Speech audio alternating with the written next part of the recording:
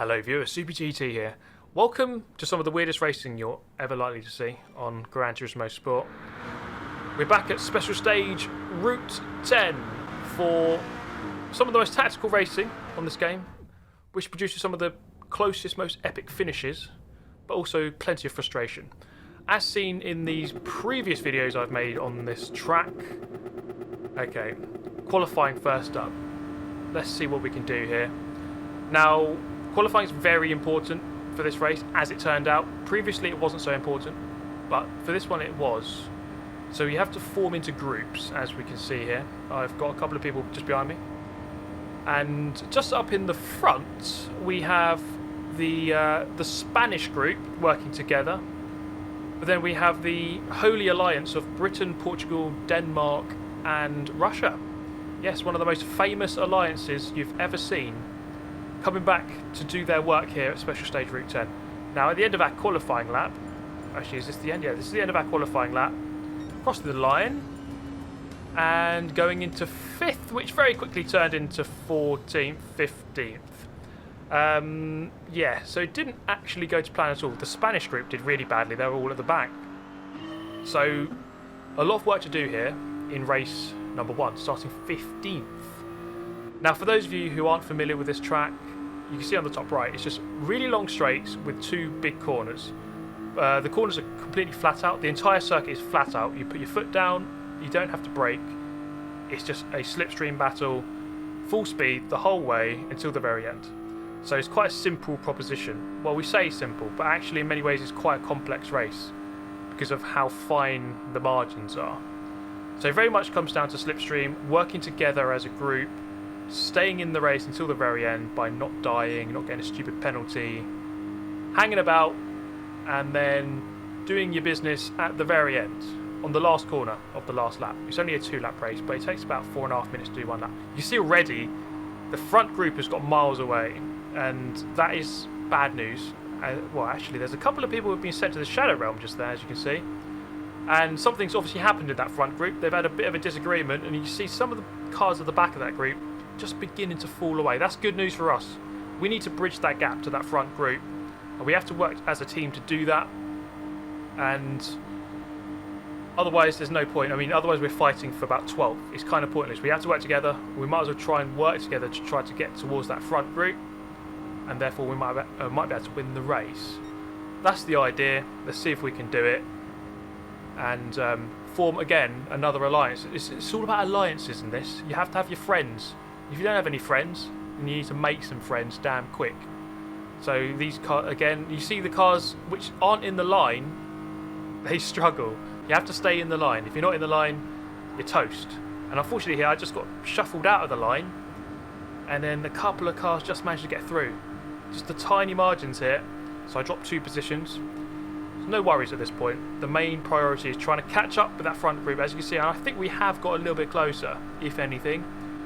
This is at the end of lap number 1, and this is slightly into lap 2. Just looking forward slightly at that front group. We are gaining, and here on the corner of lap 2, the first corner, we are still gaining. The unfortunate thing here is that our group became a bit fractured and split into sort of 2 or 3 lines. You want 1 line, really. Think of it like cycling in a velodrome. You need to work together as a team in 1 line, and working here in 2 lines doesn't help. But by the end, as you can see here, this is the final corner. I'm in 14th. We are in 1 big group now, so there is a chance. But is it too little too late? Let's whip it forward a little bit. Ferrari F40 on the left hand side there, getting shuffled down the deck. Pretty much everyone going with the Toyota Supra here. And then off the final corner into the start finish line. Well, the finish line now. Crossing the line in 12th place, only 0.6 seconds away from first. But we finish, look at that, all the way down in 12th. So, big problems there. We started way too far back, got cut adrift, and had to spend the whole race trying to catch up. So, bit of a post-mortem analysis. What the hell happened? Now you can see most people using the Supra here, someone using the Diablo. Most people using this, the Toyota Supra. But this was the main culprit. This is the thing we've got to look out for here. The Ferrari F40. And I had a look at this car at the very start of the race. This is the reason why there was two groups at the start. So this car just seemed to have a much better launch compared to the Supra, as you can see. And that just made a massive gap, which is the reason why there was two groups. And I was in the second group, unfortunately, and had to spend the whole race trying to catch up. This Shadow Realm entry happened, and that's how that happened, basically. Remember, you saw two people getting vaporized into the realm, and that is how they met their fate. That guy actually got a penalty for that as well, just to rub it in. Okay, so race number 2. I'm going to go with the F40 this time, see what we can do. It's got the good launch, it seemed to be good in the race. Let's see if we can do anything with it. Now, of course, qualifying once again, trying to get into a good position. I was at the front of a group on the first session. I'm going to try to get into the back of a group this time, as you can see. They're going to try to hold station. A lot more people going with the F40 this time. But unfortunately, this qualifying session was ruined in typical Gran Turismo fashion by the penalty system. What is this? So this guy, I mean, no one's really done anything wrong there. And then I got a penalty for that. Absolutely brilliant. You love to see it. And unfortunately, that ruined my one and only lap. You lose that amount of time, that momentum, your lap's done. You're toast, basically. So you see there, qualifying a great 17th, but let's see if we can use the launch of the F40 to try to propel us into a better position. So, away we go. 17th out of 19. 2 laps to try to get past as many cars as we can, try to get towards the front. Let's see what we can do. So immediately you can see already the F40 getting a much better launch than the Supra. I'm not sure why the Supra's that slow or why the F40 is this quick, but that's just the way it is. So going past the Portuguese driver here, up into 15th, so just gaining a couple of positions. But then slowly the Supra comes into its own.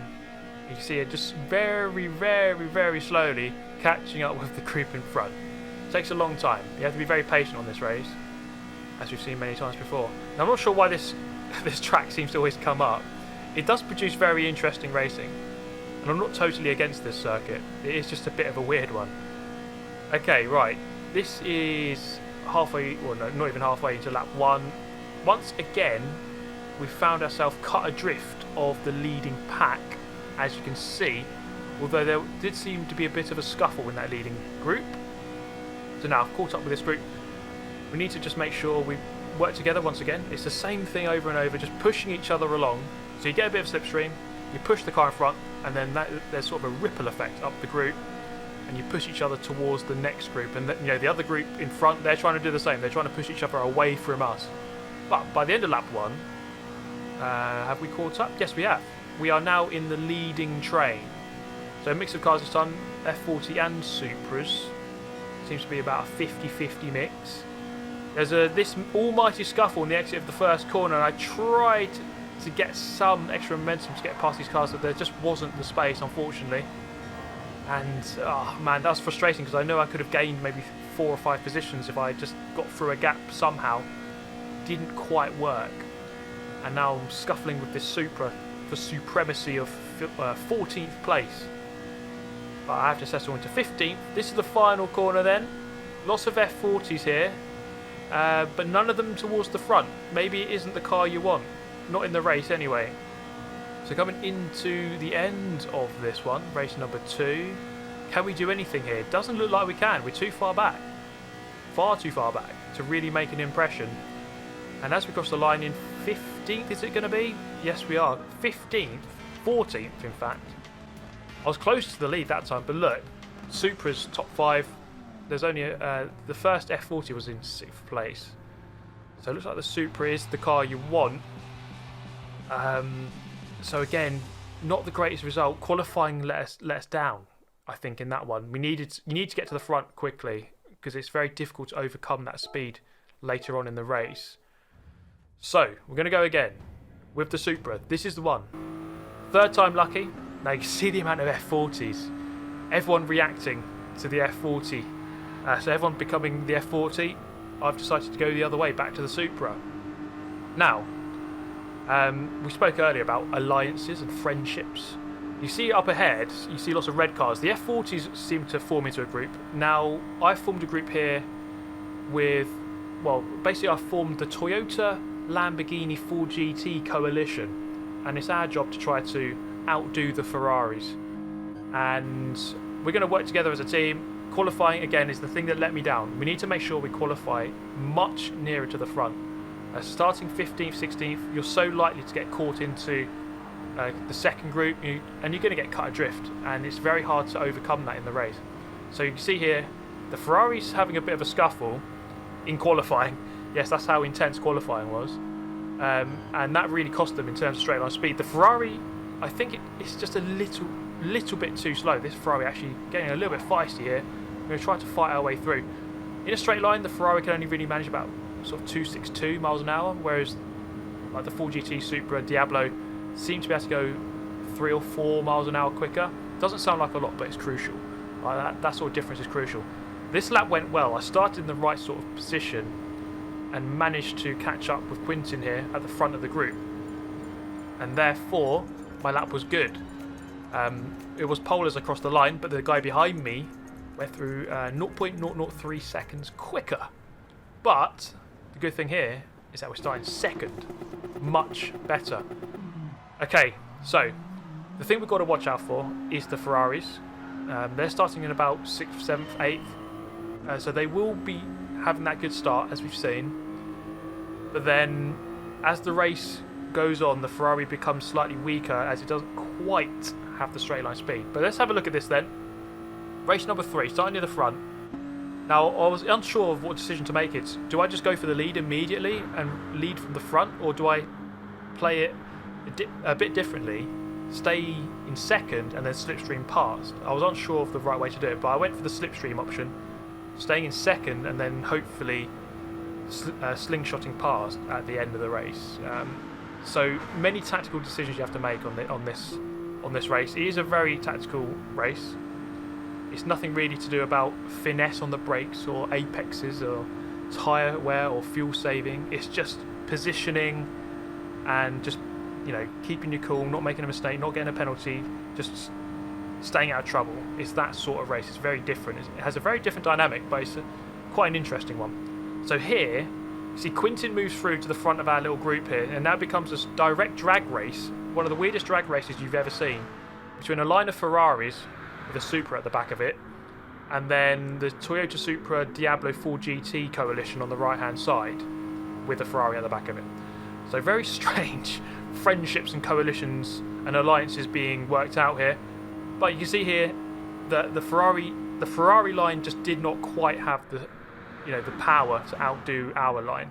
So it became a direct 1v1 battle, well, a 5v5 battle. And unfortunately for the Ferraris, they just didn't quite have that straight line speed.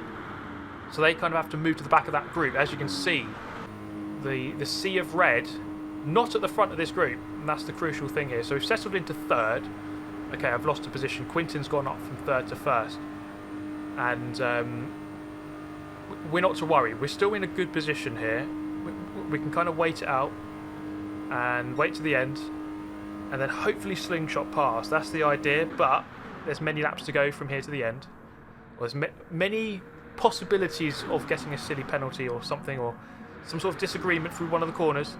It sounds like a very easy track to get right, but when you're going through that corner, sometimes the guy in front of you, sometimes you can see that people are on a controller and they can't quite control the car steadily through the corner, and then it creates these sort of disagreements. Let's just say, to put it mildly.